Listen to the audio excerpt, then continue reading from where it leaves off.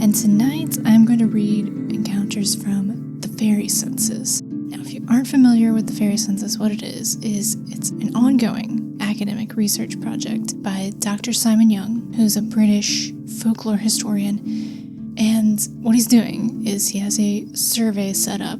Anyone can submit a first-hand, what they believe to be a first-hand experience with a fairy. So I'll kind of go into the details as we go, as necessary. But all the submissions are anonymous, and the point of this for him is to collect data surrounding modern fairy sightings. Now, he is a historian, so he's very interested in how fairy encounters have changed over time. Attitudes towards fairies, for example, in Ireland, where fairies were a big part of the rural farming people's culture, fairies were treated with much caution and were even feared in a lot of cases. Whereas now there's this idea that fairies are helpful, cheerful, innocent, pure, I don't know. And then, of course, the way they looked. In historic descriptions of fairies, they didn't have wings and weren't always small, diminutive creatures. And then the Victorians came along and they created this image of the little winged fairy wearing some sort of petal dress, the Tinkerbell type. So anyway, Simon Young is going to collect this data and see what it says about modern fairy experiences, perception, etc. And all that is very interesting, but from a non-academic standpoint, it's really fascinating just to read these experiences because they are things that people consider to be genuine experiences. So this isn't by any means the first time I've read from the Fairy Census, but it always has interesting things to offer. And tonight I'm going to try and showcase the variety of experiences and highlight stories from across the world, if possible. Most of the submissions come from the Western world, the US and the UK, and some of the rest of Europe. But I'll do my best to get a international sampling. Anyway, if all of that sounds good to you, let's get started. This account took place in Ohio, sometime between the year 2010 and 2020. The witness was in their 30s, and the time was between noon and 3 p.m.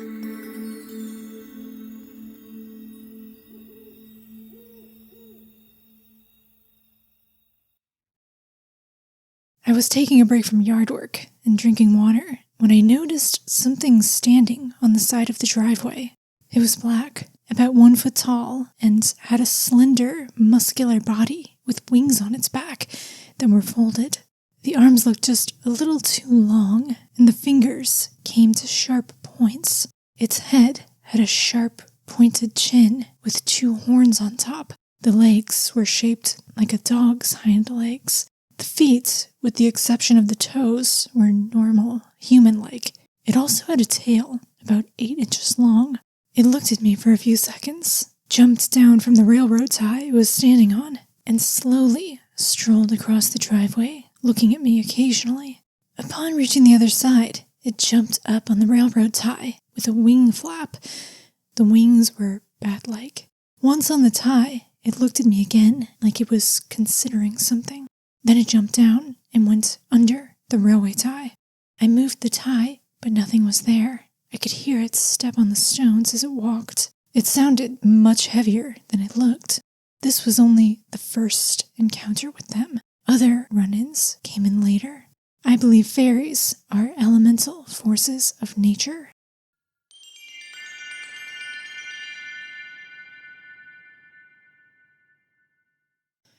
All right. So, if I was going to categorize something with this description, I would say an imp. I wouldn't say a fairy, but maybe imps are fairies. Who knows? But it's small, black. They did a little reiteration of the description, and they said the skin was shiny black. It had wings that were bat-like. It had little horns on its head. It had legs that were shaped like a dog's hind legs with that almost kind of backwards knee look, I'm guessing. Little fingers that were too long with sharp points and a long tail. So, I don't know, I'm thinking of a little imp. And keep in mind, this was the middle of the day. They said that this happened between 12 p.m. and 3 p.m. So it wasn't something that happened in the middle of the night and something that they could easily misidentify. I'm not saying that they necessarily didn't misidentify something, although I'm not sure what that would be, but this was in broad daylight.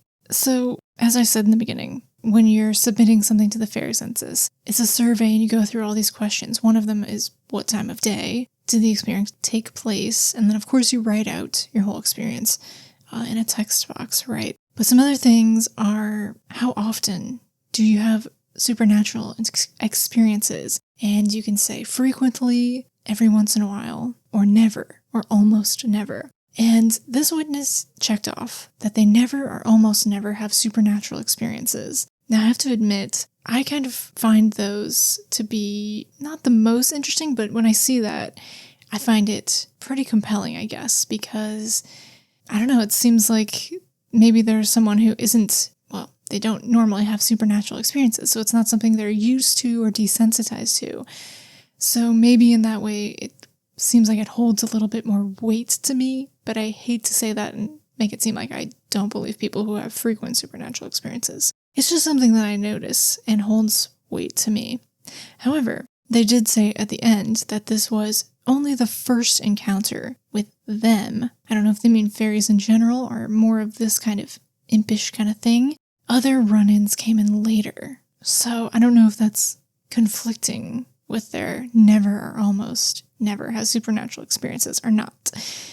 Maybe it was still few enough experiences to say that they almost never have them, or infrequent enough, I don't know.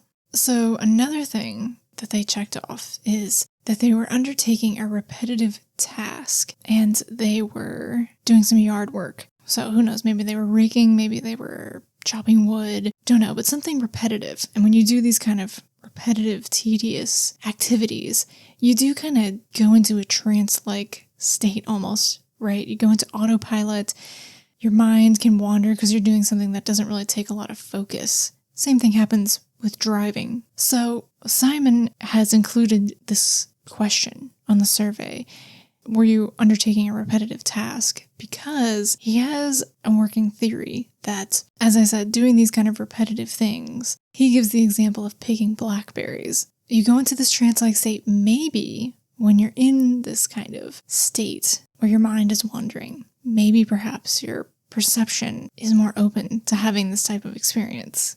And the reason he gives the example of picking blackberries is because actually a lot of fairy experiences happened when people were picking blackberries for whatever reason. And actually I've come to find that a lot of Bigfoot sightings happen when people are picking berries as well. Very interesting. So, they had this experience and they deemed it a fairy encounter. And I'm not saying they're wrong. I'm just saying it's really interesting. So let's go ahead and keep going and we'll read our next one. This story took place in Hertfordshire, England in the 1970s.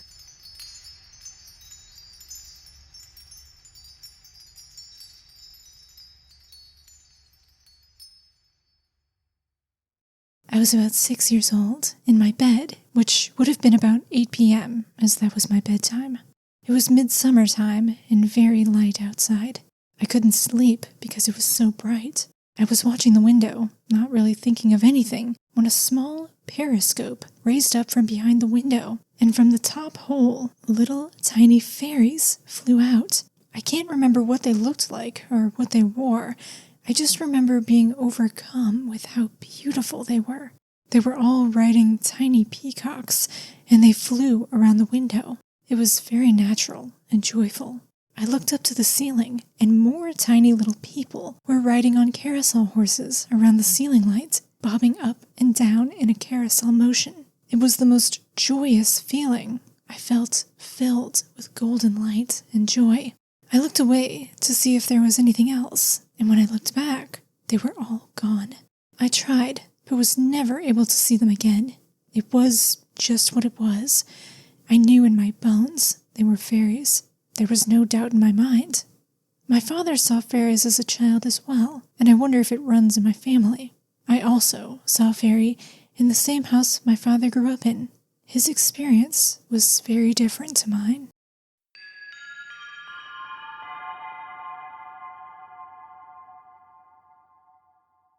It goes without saying, but I'm going to say it anyway, that is such a magical experience. Fantastical and dreamlike and surreal. Just they're watching the window and this little periscope comes up and fairies fly out. Little women riding tiny peacocks flying around the window. I don't know if they came in the window or they're flying around the outside of the window. I'm not sure. And then looking up to the ceiling, up at the ceiling there were more tiny little people riding on carousel horses, bobbing up and down in a carousel motion. It sounds beautiful, and she said it gave her the most joyous feeling. I felt filled with golden light and joy. I'm sure it would. It just sounds like something that would just absolutely enchant and delight a child. And then looked away, looked back, they were gone. So she said, I tried, but was never able to see them again. And then she does say that later she saw a fairy in the house that her father grew up in. But I'm guessing what she means was she tried to see these fairies in her bedroom as she's lying in bed at night, but was never able to see them again. Because I could see myself, if I was her, really just wishing and hoping that you could recreate and summon that experience again. Now, she doesn't say if they had wings or not. She just said that they were tiny. Doesn't remember what they were wearing. All the fairies that came out of the periscope were women. And she says the fairies that were on the carousel horses on the ceiling she thinks they were men and women. But she doesn't say what they were wearing, and she doesn't mention wings. So she also says her father saw fairies as a child as well. She wondered if it runs in her family. Which sometimes I feel like, it seems like it does. Maybe in some cases it is kind of like a bloodline thing, like a hereditary ability. But also, I think if you are just a parent who's open sharing these kinds of things with your child, and then if your child shares something with you, if you're open and not just dismissive, I think that can encourage it just as much as there being some kind of hereditary factor. But I do always love to hear when there's a family history of paranormal experiences. And she said she saw a fairy in the same house her father grew up in. I wonder if that's where he saw the fairy as well. But his experience was very different to mine. So we'd love to hear the father's experience as well, right? I wonder if it was also a joyful experience or if it was a scary experience. Because a lot of people do have scary, creepy fairy experiences, especially if it happens like in your bedroom at night. You're in a very vulnerable environment, so things are easily scary at that time, and you're all alone in your own room. Anyway, but that is just a really lovely experience. I've got more to come, so let's go ahead and read our next experience. This next story took place in France, and the witness was a Dutch tourist in France. It took place sometime between the year 2000 and 2010. The time was between 3 p.m. and 6 p.m.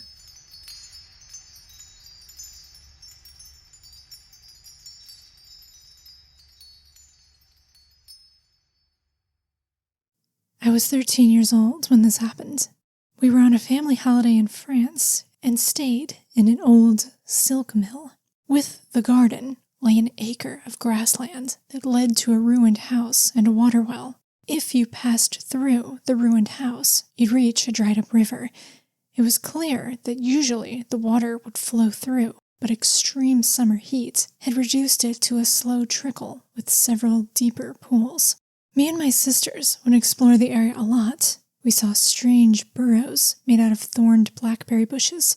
One time, I thought I saw something big move on the bottom of one of the deeper pools, but afraid it might be Pig Powler or Jenny Greenteeth, I didn't stay to investigate.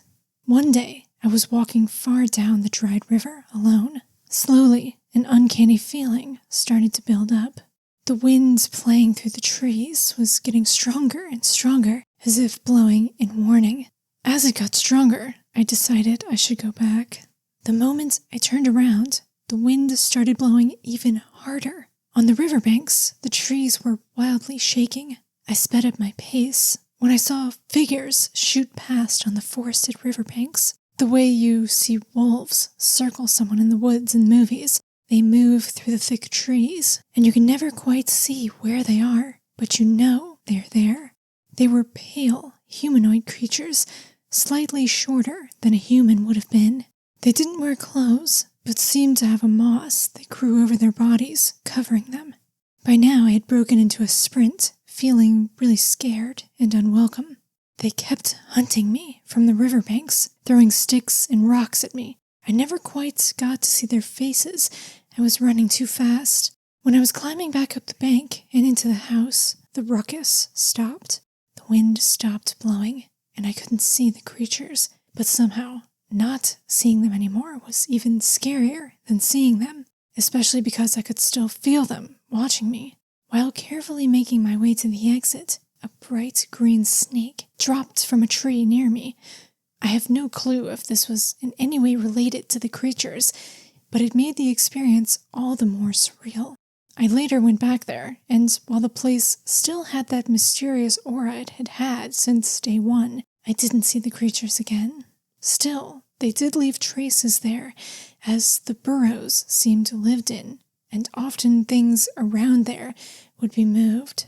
The creatures were slightly smaller than an adult, shorter but not sturdy at all, with long, delicate limbs.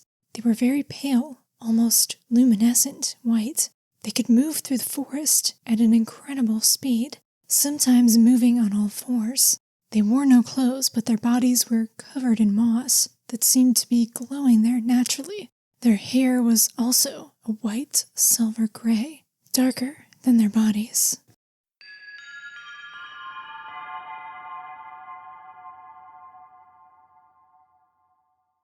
Now, I do love that story. It has this kind of lyrical, beautiful fairy tale kind of feel to it. In its telling and also the setting too. A beautiful place in France in an old silk mill that seems somewhat rural. It has an old, surrounded kind of by nature and old buildings. It's very atmospheric. So there's a lot of things I kind of want to go over here. They mentioned that there was a creek or a river that during their stay was dried up except for kind of some deep pools here and there. And they said one time they thought they saw something big move on the bottom of one of the deeper pools, but they didn't investigate because they were afraid it would be Pig Powler or Jenny Greenteeth. And these, if you're not familiar, these are two very similar. They're basically kind of the same thing with different regional names. What's called a nursery bogey from British folklore. Basically something that maybe your mom or your nursemaid or something would tell you, don't go near the pool. Don't go near that pool of water because Jenny Greenteeth is in there and she will grab your ankle and drag you under. Something used to scare children into safety, telling them not to go near pools of water because they might drown, but instead of saying that, they say Jenny Greenteeth's in there, or Pig Powler.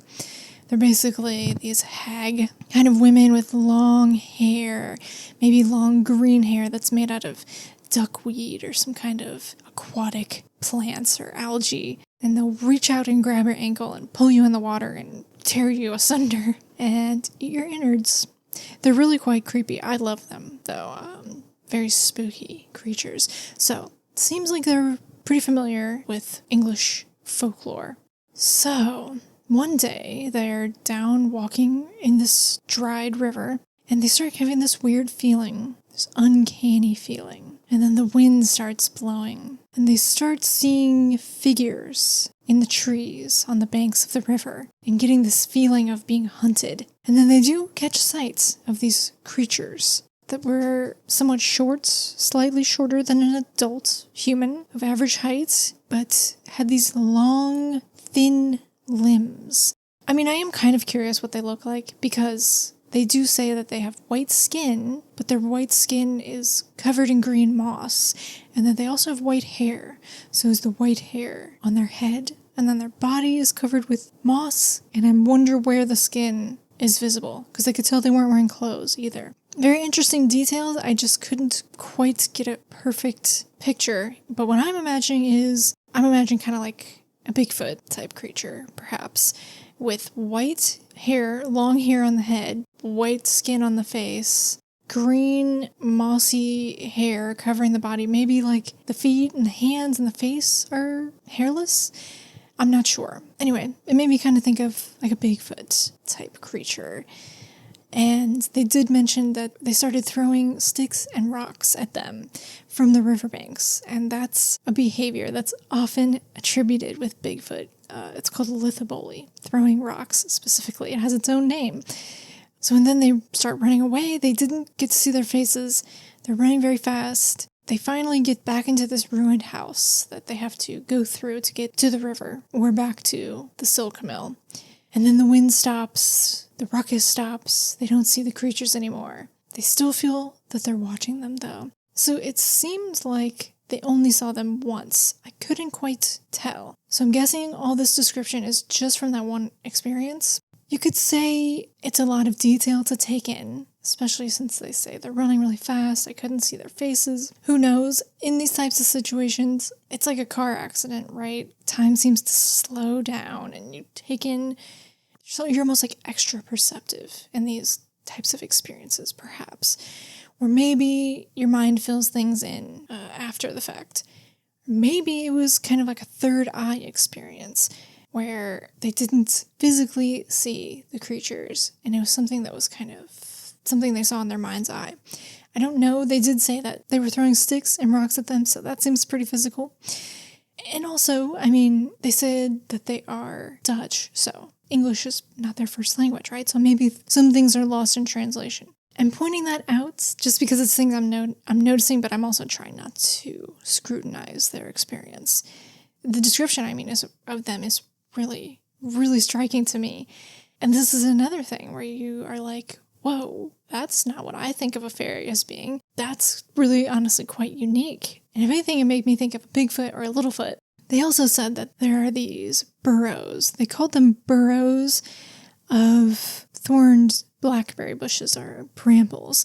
So I don't know if they're burrows or if there's something that I would call like a bower, kind of like a tunnel or a little hovel made from a thicket of brush. Interesting that they said blackberries, though, because blackberries do have this association with fairies and Bigfoots. They had this impression that the blackberry burrows or bowers were some kind of habitation for perhaps these creatures or something else.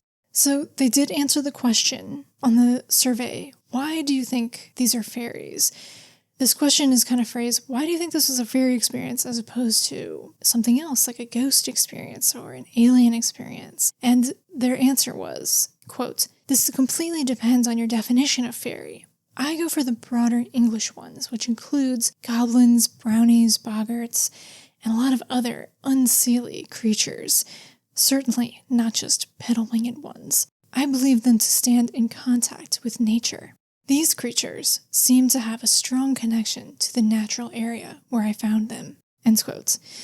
So, they seem to say that they consider this a fairy experience because they think fairy is kind of an umbrella term. It doesn't just mean little winged women. It means a whole host of creatures. They think that these creatures are some kind of elemental, perhaps something of place. One other thing. So right after this experience, they ran through the house, and while they were carefully making their way to the exit, I'm assuming they had gone through the house and they were making their way back towards the silk mill, a bright green snake dropped from a tree near me. And they said that they aren't sure if this was related to those creatures, if this experience, the snake dropping on them, was related at all to the experience they just had, being hunted by these weird mossy creatures.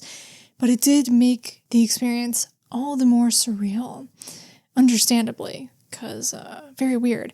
I have to say, I don't think I did just the most basic search, looking at what kind of snakes live in France, and I'm pretty sure there aren't any green snakes, bright green snakes that are native to France. So, is it impossible that there was some kind of green tree snake in the area? No, but it seems unlikely. So it is quite a surreal experience indeed. Fantastic. Very interesting. So let me know what you make of that.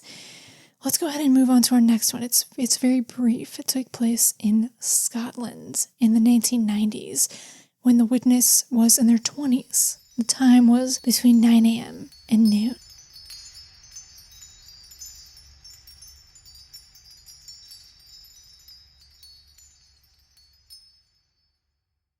While at work as a gardener on an estate, I went to speak to my colleague, who was a short distance away clearing undergrowth with a trimmer and wearing ear protectors. As I approached him, I noticed a small twig-like man, about 2 feet tall, perched behind a mound of moss, watching my colleague from the opposite direction. It looked like he was spying on my colleague, and he was unaware that I could see him. My colleague was also unaware of being watched. After what felt like 5 minutes of me quietly watching this creature, he finally noticed me and ran away. He was surprised when he saw me and looked shocked that I could see him. The overall impression I got from him as I watched was that he was unhappy. We were clearing this area and disturbing the undergrowth. I then approached my colleague and told him what I'd seen. He hadn't noticed anything, but was intrigued by what I told him. This twig-like small man looked like a nature spirit. I believe fairies are nature spirits.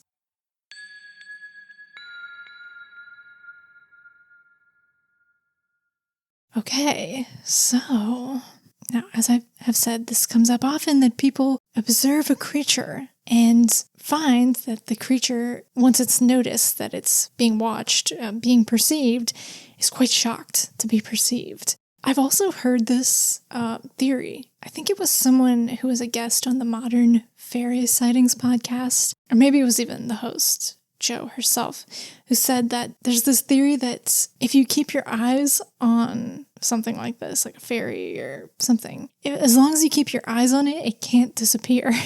I don't know if this is true or not, but the moment you take your eyes away, it's out of there. It's done. So if you see something, keep your eyes on it. And our witness here did say he was watching it for some time. He said it felt like 5 minutes. Who knows how long it really was. And then as soon as he saw it and it noticed being observed, it ran away. So it didn't disappear.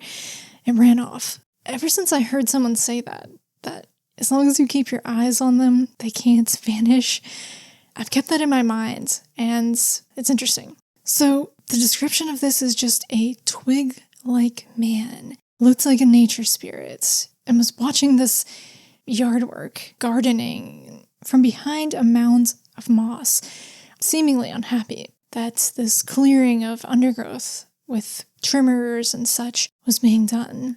And makes you sad to think about, does it? I'm sure that if it was a little twig man, nature spirit, he was very unhappy that his nature was being disturbed. I think a lot of people agree that, we can tell from what people have said, right, that fairies, whatever they are definitely tied to nature in some way. And I think people have also theorized that maybe that's why fairies aren't seen as often, present as often, that, well, there isn't as much nature anymore. Although, we can see from the Fairy Census that they're not totally gone. People do still seem to see them, believe to see them. Even people like this who, it seemed very unexpected. He was just going about his business, doing work. Very interesting. For our next one, this one is even shorter, but I thought it was interesting, so let's go ahead and take a look at it. This is from the United States, somewhere in New England. It's not specified. Took place recently, sometime in the 2020s, when the witness was in their 40s.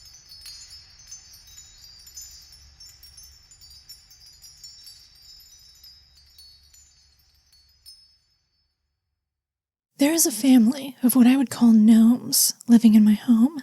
They look like gnomes with red conical caps. They seem to congregate in my upstairs closet. The closet isn't big enough for them, so I feel it's a portal of some kind. There's quite a lot of fairy activity in the area as well.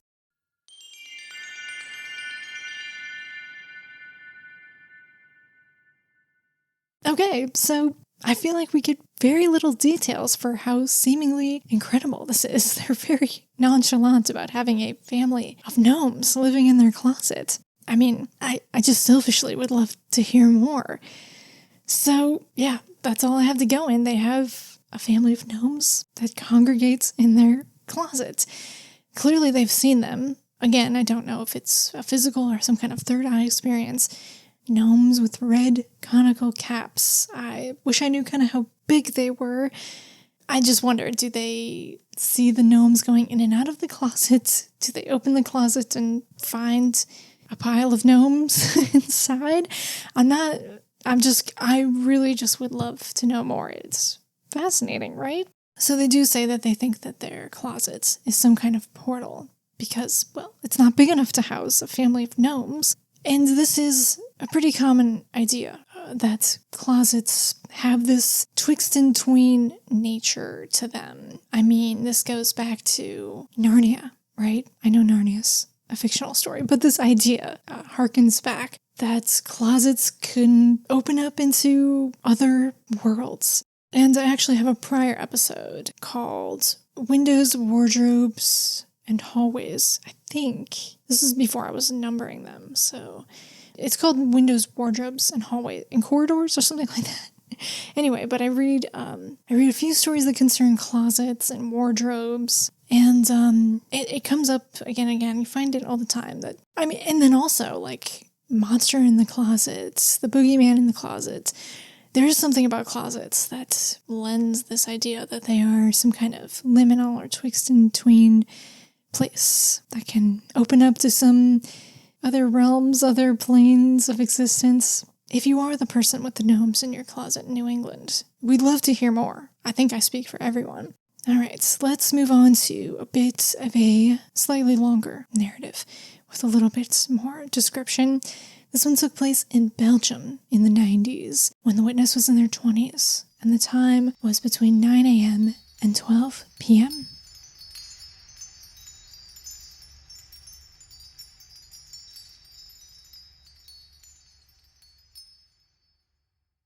My family were living in Belgium, and I had come to visit them from London.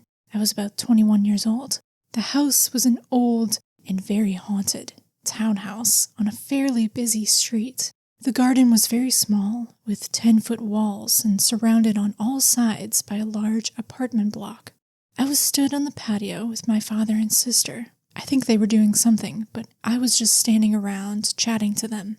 All of a sudden, I saw and heard quite a large bumblebee, and there was very clearly a tiny man riding on its back. He was sat very upright, and there was some kind of rein in his hands. He didn't look at me and just flew on past and out of the garden. I remember feeling quite shocked, but also a giddy sense of, wow, I can't believe I just saw that. I think I asked them if they'd seen the bumblebee, but they hadn't noticed it, so I didn't mention the little man. I can still clearly see the scene as it happened, but because it was a very bright, sunny summer's day, and it happened so quickly, I couldn't take in much detail of the man other than the reins, and that he had dark brown or black hair. I did have another very strange experience, maybe a ghost or alien, in the same spot, but they felt completely different. There was no fear in this experience, but the other experience was absolutely terrifying. I'm not sure what fairies are, but maybe nature spirits or elementals.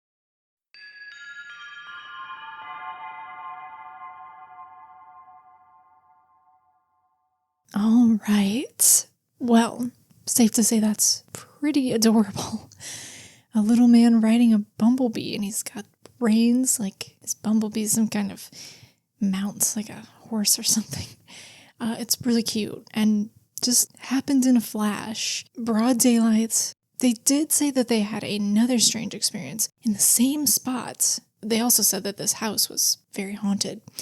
So maybe they had multiple experiences in the house, but another experience in the garden specifically. They said maybe a ghost or an alien, which kind of intrigued me because, I don't know, most people would maybe consider ghost experiences and alien experiences pretty distinctly different from one another, but they said maybe it was a ghost, maybe it was an alien. Of course I'm curious to know what it was, although they said it was terrifying, so not a pleasant experience, and I guess not the place where they would recount such a thing, but I can't help be curious. And they also say that fairies, although they're not sure what they are, they think that maybe there's some kind of nature spirit. That's all I really have to say for that, so let's just go ahead and read the next one. This one took place in Australia, in New South Wales, sometime in the 1990s, when the witness was a teenager and the time was between 9 a.m. and 12 p.m.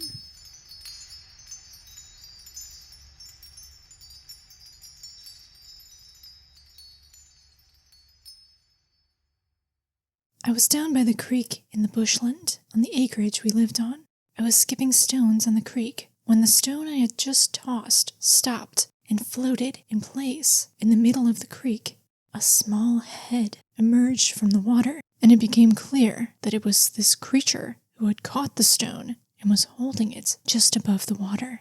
Its face was pale and luminescent, almost glowing. Its hair looked like little weeds that were everywhere by the creek, and its eyes took up most of its face and were large and dark. It looked to be about the size of a blue-tongued lizard, so quite small. The creature looked at me with an annoyed look on its face before throwing the stone back towards me, where it landed by my feet. When I looked back, the creature had disappeared again, and there was a little ripple on top of the water where it had been.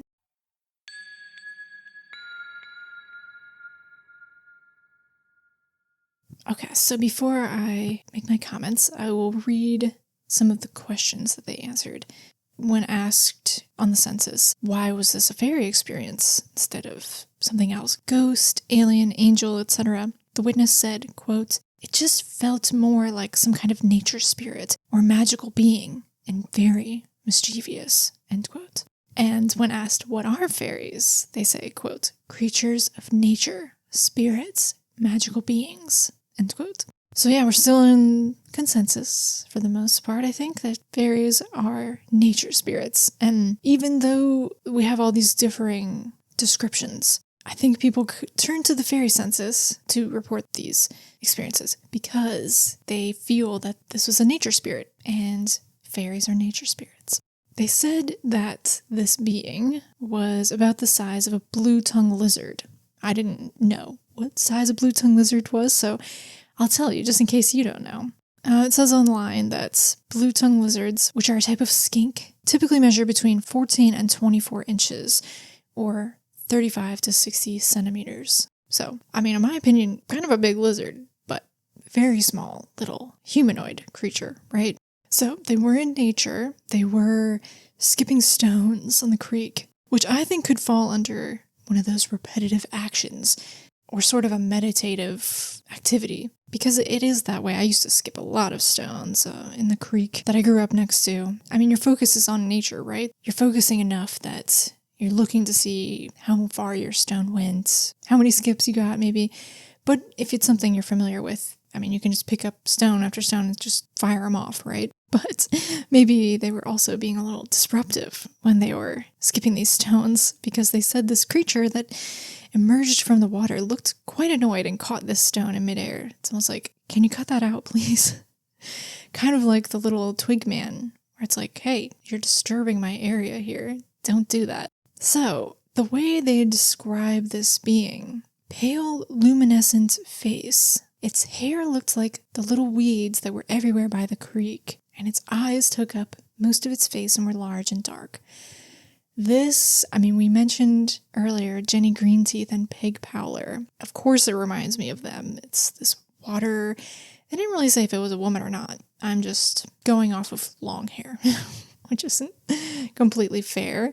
But I can't help but think of Jenny Greenteeth and Peg Powler because she came out of the water and she has this hair that looks like the weeds that are around the water. And really, the visual I got, especially when they describe these big eyes, and I'm thinking of the hair kind of laying draped across like the water. It really, in my mind's eye, looks like the image that I'm pretty sure Brian Froud did in the book Fairies that he illustrated with Alan Lee, so they share illustrations. Alan Lee definitely illustrated Jenny Greenteeth. I'm pretty sure Brian Froud did the Peg Powler illustration, which I might have used as like a thumbnail image. But if you do an image search of Peg Powler, which that's Pegpowler, it's going to be the first image that you see, this pencil drawing of this face, this round face, poking up out of the water with this stringy hair. And I guess in my head I was thinking that she had big, large eyes, but really she has a big, large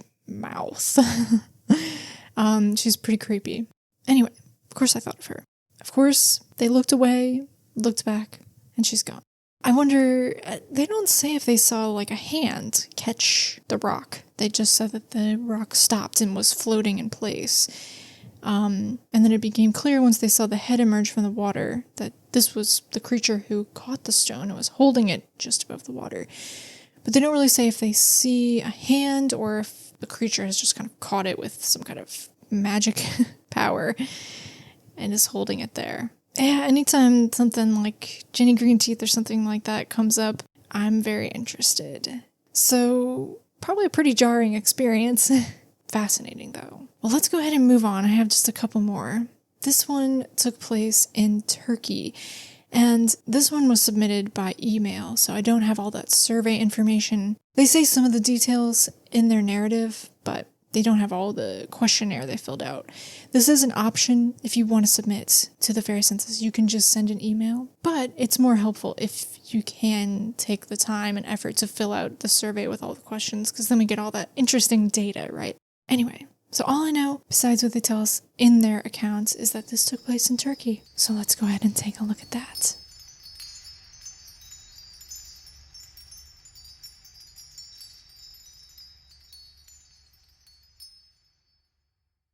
I've had 2 unusual encounters that have left a lasting impression on me. While I'm uncertain if they can be classified as close encounters with fairies, I remember them vividly.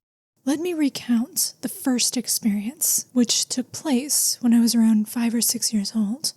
During that time, my father, who was an army officer, had night duty, so I slept next to my mother. Just before I fell asleep, a silhouette of a woman appeared at the doorway to her bedroom. The figure was illuminated, as if surrounded by thousands of flickering candles. I immediately urged my mother to open her eyes and look at the woman standing there with the luminous glow. However, my mother, without opening her eyes, dismissed it as my brother's attempt to scare me and instructed me to go to sleep. I remember gazing at the mysterious woman on the threshold for some time. Years later, when the incident was brought up with my mother, she confessed that she had been too frightened to open her eyes that night. The second encounter occurred when I woke up one night. As I opened my eyes, I saw a pure white hand gently holding my own hand.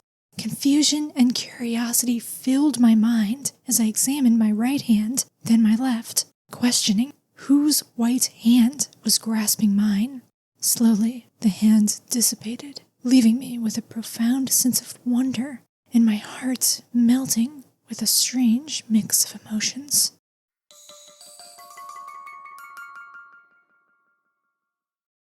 I love that encounter. Well, I love that submission. I don't know if that's the right word. I love that submission for a variety of reasons. I like that they say that they're uncertain if this can be classified as close encounters with fairies.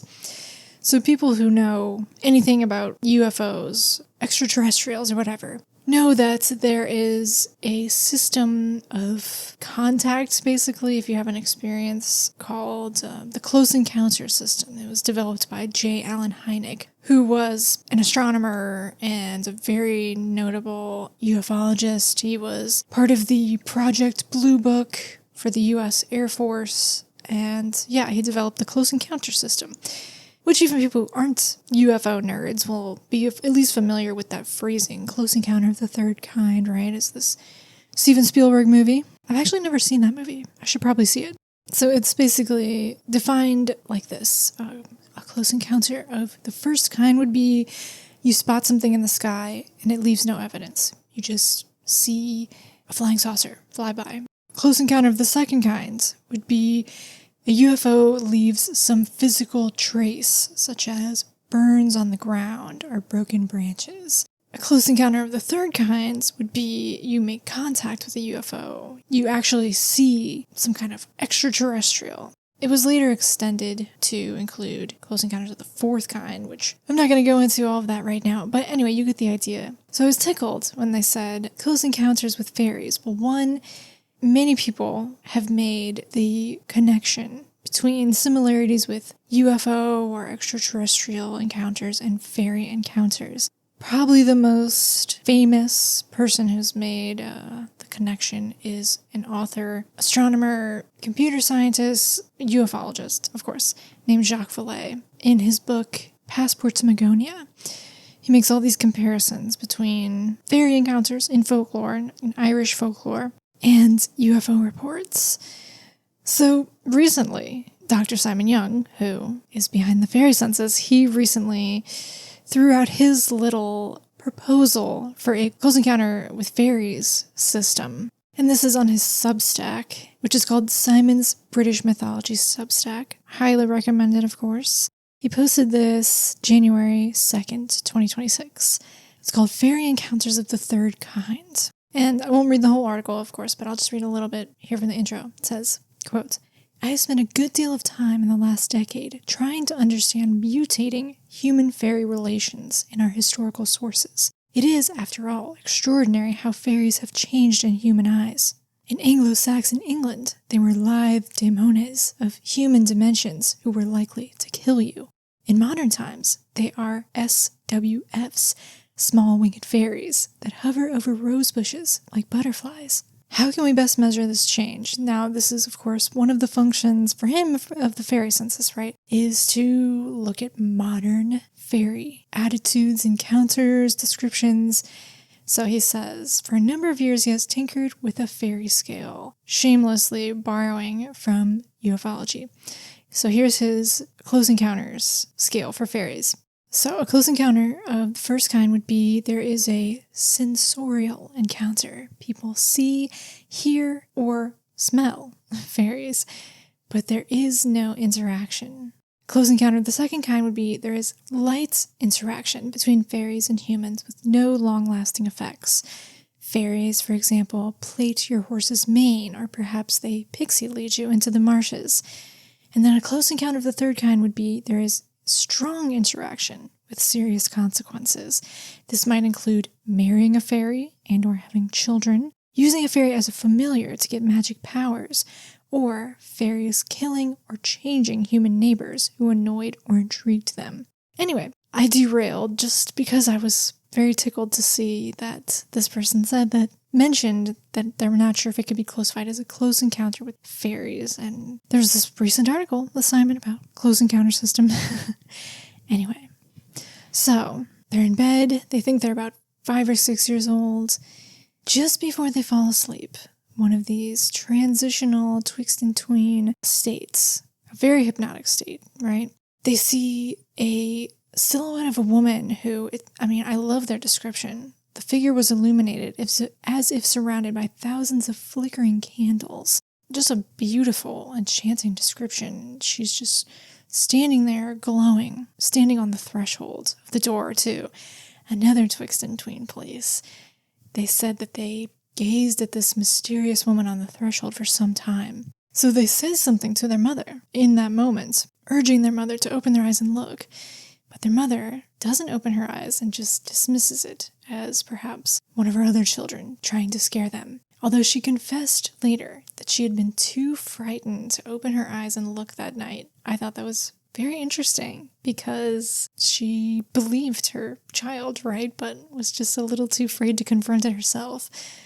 A little different than what we hear about a mother just saying, oh, there's nothing there, and just being dismissive and unbelieving. This mother was dismissive because she did believe it, and she's like, we're not messing with that, or I'm not messing with that. I'm trying to go to sleep. So the second encounter, they woke up, and as they opened their eyes, they saw a pure white hand gently holding their hand. Now, my last episode? I'm pretty sure my last episode before this, episode 92, I focused the whole thing on all these comments and stories and stuff I found online about people saying that they saw green hands coming out from under their bed as a child.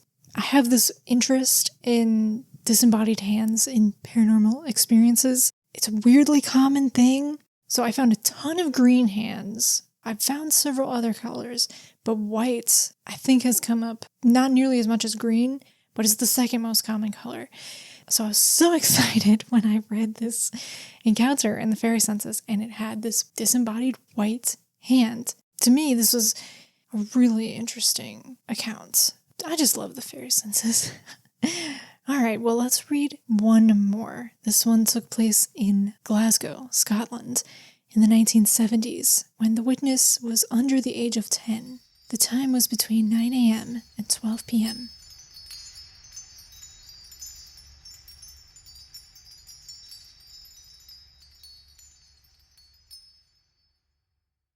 I loved trees as a child, and had become curious about the holes I often saw in the bark of the tree where it meets the earth. I was taking a walk with my father, and was looking at one of these holes. My father was taking photographs of the forest a little way off. I saw something move in the hole, and was afraid it might be an animal, and that it might bite me. I had been bitten by a guinea pig the week before, and still wore a plaster on my finger. A small, human-like creature emerged from the hole, moving very cautiously and watching me the whole time. I was so amazed I could not breathe. I looked towards where my father stood, with his back to me, and back to the fairy. It was gone. The creature looked like a female of a little less than 3 feet high, but of adult proportions. Other features changed during the experience. I was not sure what I saw. I often wondered if I had a hallucination. Now, as a grown-up, I am convinced I saw a living creature that appeared to have human characteristics, albeit slightly odd ones.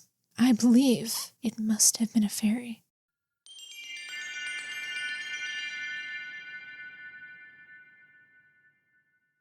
There's something about this story that's very mystical to me. I think it's how they said other features changed during the experience. I would love like an expansion on that. The features changing. I'm just imagining like details about this being like morphing as you're looking at it, kind of almost like a psychedelic visual. And that really intrigued me. I mean, I'm sure lots of people do, but when you see a hole in a tree, where the trunk of the tree meets the ground, this like hole, I mean, I think of it as a little home. I'm like, oh, that looks like a very cozy little home. And you could just imagine a little gnome or an elf or something having a little dwelling in there. And they just saw something stroll right out. It's such a brief experience, but it really struck me. There's this weight to it. They said that the creature moved very cautiously, watching them the whole time. It's interesting. They had this measured approach to the child who saw them. And of course, they look away and it vanishes in a flash. And also, they did answer the question, what are fairies? And their answer was, quote, fairies are a different species, end quote. Which is a little different of an answer that I've heard before. Maybe it's kind of the same sentiment, but it's interesting. A different species. A different species of what? I'm not sure. So, that is just a glimpse of what the Fairy Census has to offer. There are so many more invaluable accounts. I have read quite a few of them already. I have a playlist on YouTube that's called Fairies, and that's where I put episodes where I've read from the Fairy Census, although I will just read from the Fairy Census, not in episodes dedicated to fairies too. I just constantly use it as a reference, and there's still hundreds I have not read on my channel. So I hope you enjoyed it. It's really an important project to me. I just think it's amazing. And of course, as I said, if you feel like you have something that you could contribute, please do so. Only if you really do. Don't make anything up just to get into the Fairy Census, and it is anonymous. They are available for free to read online if you want to go look at more yourself. You can either go onto Dr. Simon Young's Academia page, and the Fairy Census is available as PDFs, both 1 and 2. Each has 500 accounts. Or you can go to fairyist.com. That's FAIRYIST.com/survey if you want to submit. Or if you want to find out more about the Fairy Investigation Society, which is a real thing for all those fairy seekers out there. Well, thank you so much for tuning in. I will be back very soon with more stories. But until next time, take care and good night.